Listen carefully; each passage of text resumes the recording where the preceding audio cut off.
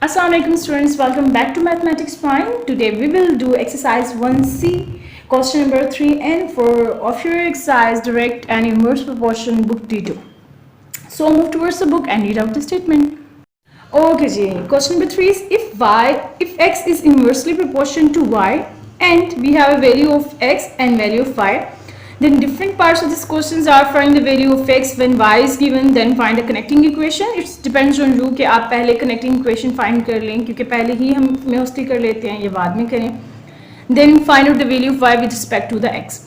So यहाँ पे सबसे पहले तो मैं बात बता दूँ, we have a sign of for the proportion, directly proportion. For example, if we have x is directly proportion to y, so this is the directly proportion sign.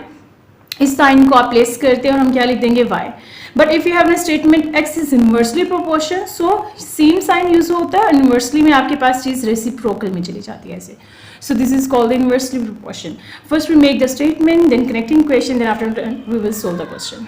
Okay जी, क्वेश्चन हमारे पास क्या था, x is inversely proportion to y. So बिस्मिल्लाहिर्रहमानिर्रहीम, x is inversely proportion, so यही sign आपके पास use होगा inversely के भी. अब इन्वर्सली है तो कैसे लिखा जाएगा, 1/y करके. इससे पहले 1b में आपने देखा कि हमारे पास अगर यही चीज़ होती x is directly proportion to y, यहाँ पे मैं वर्किंग करी तो मैं ऐसे करती x directly proportion to y. और जब इन्वर्सली होता है तो इन्वर्सली कैसे लिखा जाता है, 1/, यानी कि रेसिप्रोकल की फॉर्म में लिखा जाता है. अब जब भी आप इस साइन को रिमूव करेंगे ना इन्वर्सली के, तो आपने हमेशा इस साइन की जगह क्या आते हैं, इक्वल आते हैं और साथ कॉन्स्टेंट आते हैं. यानी कि जब भी आप इस डायरेक्टली या इन्वर्सली के साइन को रिमूव करते हैं तो आपके पास इक्वल और क्या आता है, k को 1 से मल्टीप्लाई कर दे, सो k 1 ज़र k बाय y यूँ लिख लें, या आपको फिर भी अगर आप चाहते हो तो आप ऐसे लिख सकते हो k 1/y. ठीक है, क्योंकि नेक्स्ट स्टेप में आपके पास मल्टीप्लाई हो जाएगा. अब हमारे पास क्या गिवन है, सबसे पहले तो हम डाटा नोट कर लेते हैं. हमारे पास वैल्यू गिवन है x is equal to 40 and y हमारे पास क्या है, y is equal to 5. So we have to put out the value in this equation. x 40 है, कि अननोन है जिसको फाइंड करना है, y की वैल्यू हमारे पास क्या है 5. क्रॉस मल्टीप्लाई कर दें, k is equal to 40 multiply by 5, so 5 0 ज़र 0, 5 4 ज़र 20, सो k की वैल्यू हमारे पास क्या आ गई 200. अब वैसे तो ये हमारे पास इसका सेकंड पार्ट है, लेकिन आप अगर फर्स्ट पार्ट में भी कनेक्टिंग इक्वेशन फाइंड कर लेंगे तो इट्स ओके, कोई मसला नहीं है. कनेक्टिंग इक्वेशन बना दें इसकी, जो कि आपके क्वेश्चन की सेकंड पार्ट है कि you have to represent k in a term of y. x is equal to k by y. आपके पास k की वैल्यू क्या आ गई है 200, सो 200/y. ये सेकंड पार्ट भी है कि हमने एक्सप्रेस कर दिया x को इन टर्म ऑफ y. अब पार्ट 1 देखें.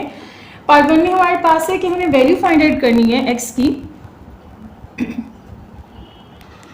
अच्छा जी, हमें वैल्यू फाइंड करनी थी x की और y हमारे पास था 25, जबकि कनेक्टिंग इक्वेशन हमारे पास है k is equal to 200 divided by y. दफ़ा देख लेते हैं जी, 200 divided by y. Values put कर दें आपके पास, x इज इक्वल टू 200. इसी तरह आप लिखो, या आप बाद में कनेक्टिंग इक्वेशन में लगाते हो ना, तो तब आपने बस मेन इक्वेशन लिखनी होती है, उसमें k की वैल्यू पुट करो, जो वेरिएबल की वैल्यू गिवन है वो पुट करो, बस आंसर आ जाता है, कोई मुश्किल नहीं है. अब इसकी सिंप्लीफिकेशन कर लें. 5 की टेबल से हुई है, 5 5 से 25, 5 4 से 20, देन अगेन 0, 5 1 से 5, 5 8 से 40, तो आपके पास x की वैल्यू कितनी आ गई 8. Then move towards part 3. Part 3 आपके पास क्या है, क्योंकि पार्ट सेकंड हमने पहले कर लिया था, इसलिए पार्ट 3. अब हमें y की वैल्यू फाइंड आउट करनी है और x की वैल्यू हमारे पास है 400. अच्छा, ये क्वेश्चंस ना बहुत ज़्यादा इजी हैं. इनमें जो एक ज़रा सा मुझे लगता है बच्चों को मुश्किल लगते हैं, जिसमें क्यूब आ जाए, क्यूब रूट आ जाए, स्क्वायर आ जाए, तो उस कॉन्सेप्ट को आपको रीइंफोर्स करने की ज़रूरत है, वहाँ पे आपको डिफ़िकल्टी होती है. वरना ये तो इजी क्वेश्चन, या आप जो कनेक्टिंग इक्वेशन बनाते हैं तो वहाँ पर आप कुछ मिस्टेक कर देते हैं, तो उसका ध्यान रखिएगा. So x is equal to 200/y. अब x हमारे पास नोन है, x की वैल्यू हमारे पास कितनी है 400, वैल्यू पुट करी, कनेक्टिंग इक्वेशन का 200/y. अब क्या कर दें, अगेन क्रॉस मल्टीप्लाई कर दें, आपके पास y इज इक्वल टू 200/400. अच्छा, आपको ऐसे डायरेक्ट क्रॉस मल्टीप्लिकेशन इजी लगता है तो ऐसे कर लो, वरना प्रॉपर इसको इस तरह से कर लो कि 400 y is equal to 200. Again आपको कोफिशिएंट रिमूव करने के लिए बहुत साइड में डिवाइड करना पड़ेगा, तो इस तरह से कोई भी प्रोसेस कर सकते हैं आप, जो आपको इजी लगे. यहाँ से 400 कैंसिल, तो नेक्स्ट स्टेप आपके पास यही वाला आ जाता है जिसको मैंने डायरेक्ट किया, ठीक है। 0 0 से cancel, then 2 1 0 2, 2 2 0 4, so y is equal to 1/2। और मे भी पीछे आपके पास पॉइंट की फॉर्म में आंसर दिया हो, तो आप जिस फॉर्म में देना चाहते हो, क्योंकि आपके पास पेपर में बुक थोड़ी ही होती है कि आप बैक साइड से चेक करो, या अगर क्वेश्चन में डिफाइन ना हो कि आंसर डेसिमल की फॉर्म में दें या आपने फ्रैक्शन की फॉर्म में देना, तब आप बाउंड होते हैं आप उस फॉर्म में आंसर दें, वरना आप जैसे आपको इजी लगता है आप वैसे अपना आंसर दे सकते हैं, ठीक है। सो यहाँ पे हमारे पास हो गया पार्ट 3। अब पार्ट 4 करते हैं।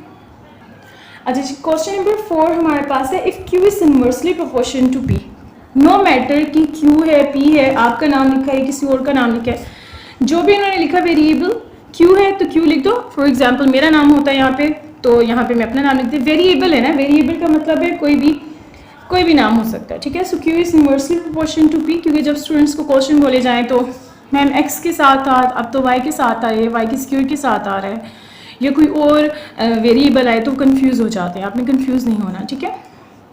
सो हमारे पास क्या Q inversely proportion to P था, हमने इस फॉर्म में लिख दिया। सबसे पहले हम इसको सिंप्लीफाई करते हैं।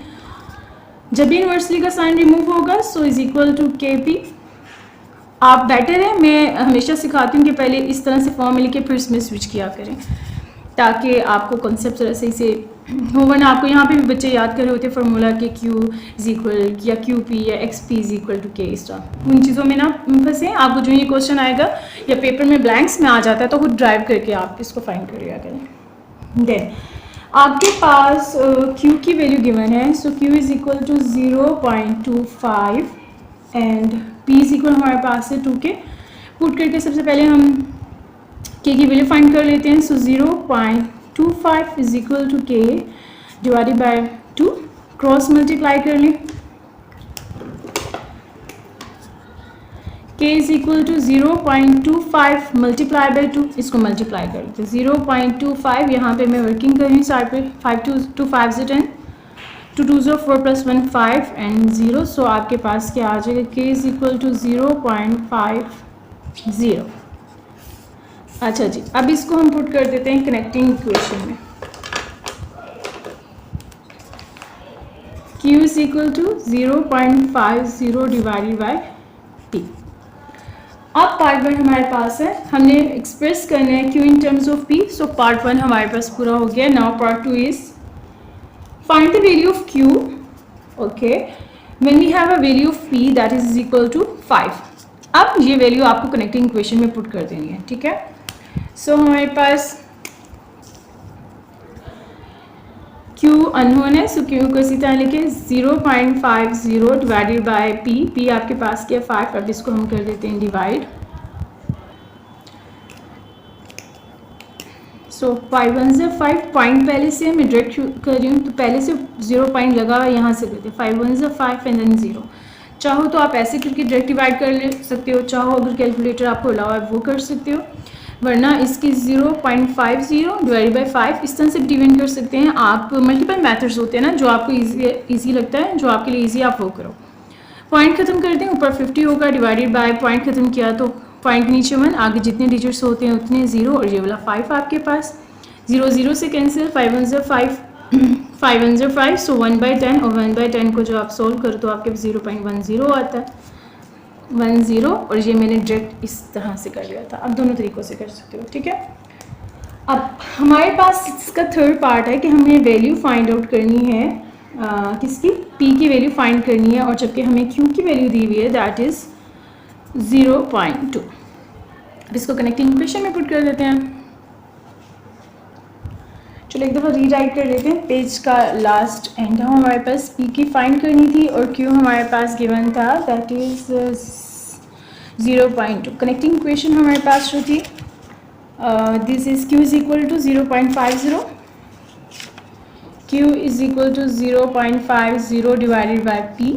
सो आपको P की वैल्यू अननोन है, Q की वैल्यू पुट कर दो 0.2 और K की value to 0.50 and P, then again cross multiply. आप P यहाँ पे डिवाइड में, वहाँ पे मल्टीप्लिकेशन में चला जाएगा, इस तरह यहाँ पे 0.50 आप कह लें कि एक्सचेंज कर रहे हैं, 0.2 को यहाँ पे किस में ले आए, डिवीजन में। फिर भी अगर आपको होता है तो आप इस तरह से कर लें 0.2 p is equal to 0.50, then you have to divide this coefficient on both side और आपके पास ये वाला स्टेप आ जाएगा ऐसे। चलो जी, अब इसको डिवाइड कर लेते हैं। यहाँ पे अगेन मैं डायरेक्ट डिवीजन कर रही हूँ, यहाँ से नीचे जितने डिजिट्स हैं एक्सट्रीम राइट तरफ की तरफ अपने पॉइंट को शिफ्ट कर लो। तो ये आपका पॉइंट 1 डिजिट मूव कर रहा है, यहाँ से भी पॉइंट 1 डिजिट मूव करेगा। ऊपर वाली टर्म हो जाएगी हमारे पास 5.0। पॉइंट के बाद आपको भी पता है कि जीरो की कोई इंपॉर्टेंस नहीं होती, लेकिन यहाँ पे फिर भी लगा दो आप। और यहाँ पे कितना हो जाएगा 2, यानी कि डिनोमिनेटर को देख के ना जितने डिजिट पॉइंट जंप करता है टुवर्ड्स द राइट साइड, तो वहाँ से ऊपर हम तब न्यूमरेटर का भी पॉइंट शिफ्ट करते हैं। अब इसकी कटिंग कर लेते हैं। अब हमारे पास डिवाइड हो रहा है 5 डिवाइड बाई 2, इसकी रिवीजन कर लेते हैं। 5 2 2 2 ज़ा 4 1, देन पॉइंट लगा 0, 2 5 ज़ा 10, यानी कि आपके पास p की वैल्यू क्या आ रही है 2.5। सो this is done with your question 4। I hope so आपको क्वेश्चन नंबर 3 एंड 4 समझ आ गया होगा। इसी तरह ये वाले क्वेश्चन, इनफैक्ट अगर आप एक्सरसाइज देखें 1D, उसमें भी सेम है। इनवर्स के क्वेश्चन में तो सेम प्रोसेस है। हाँ, किसी जगह हो सकता है क्यूब लगा हो, स्क्वायर लगा हो, तो वो आपका 6th क्लास का कॉन्सेप्ट है, जो कि चैप्टर नंबर 1 में था कि आपको स्क्वायर रूट का और क्यूब टेबल का कॉन्सेप्ट सिखाया था। तो ये जो आप सीख लेते हैं ना एक क्लास में स्टेप, आपने इनको भूलना नहीं होता, नेक्स्ट क्लास में इसको रीइंफोर्स करें तो आपको बहुत ईजी लगेगा। और फिर भी अगर आपको कोई डिफ़िकल्टी होती है तो you can write any your difficulty in the comment section. So take care yourself. Allah हाफिज़।